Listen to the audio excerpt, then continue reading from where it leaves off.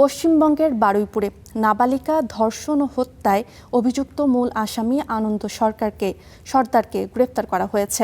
শিশুটির ময়নাতদন্তে জীবিত অবস্থাতেই তাকে বস্তাবন্দি করে পুকুরে ফেলে দেওয়ার তথ্য সামনে এসেছে। এদিকে একই পুকুর থেকে আরেক ব্যক্তির মরদেহ উদ্ধার করা নিয়ে নতুন রহস্য তৈরি হয়েছে।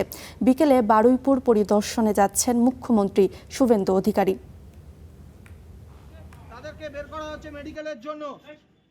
বারুইপুরে নাবালিকা ধর্ষণ ও হত্যায় জড়িত মূল অভিযুক্ত আনন্দ সর্দারকে গ্রেপ্তার করেছে এসটিএফ ও এসওজির যৌথ দল। তবে তাকে ঘিরে সামনে এসেছে নতুন বিতর্ক। অভিযোগ উঠেছে, রোববার আনন্দ সর্দারকে একটি পুলিশ ফাঁড়িতে নিয়ে যাওয়া হলেও পরে সেখান থেকে তিনি বেরিয়ে যান। এরপরই প্রশ্ন উঠেছে, অভিযুক্তের বিরুদ্ধে পুলিশ আগে কেন ব্যবস্থা নেয়নি।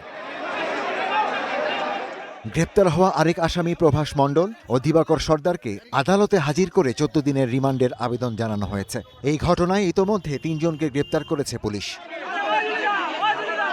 তদন্তে নতুন মোড় দিয়েছে ময়নাতদন্তের রিপোর্ট। সেখানে বলা হয়েছে, হত্যা করে নয়, বরং জীবিত অবস্থাতেই শিশুটিকে বস্তাবন্দি করে পুকুরে ফেলে দেয়া হয়। এরই মধ্যে তৈরি হয়েছে আরেক রহস্য। যে পুকুরে শিশুটির মরদেহ উদ্ধার করা হয় সেখান থেকেই মিলেছে কৃষ্ণকান্ত হালদার নামে আরেক ব্যক্তির মরদেহ। দুই ঘটনার মধ্যে কোনো যোগসূত্র আছে কিনা তা এখনো নিশ্চিত নয়।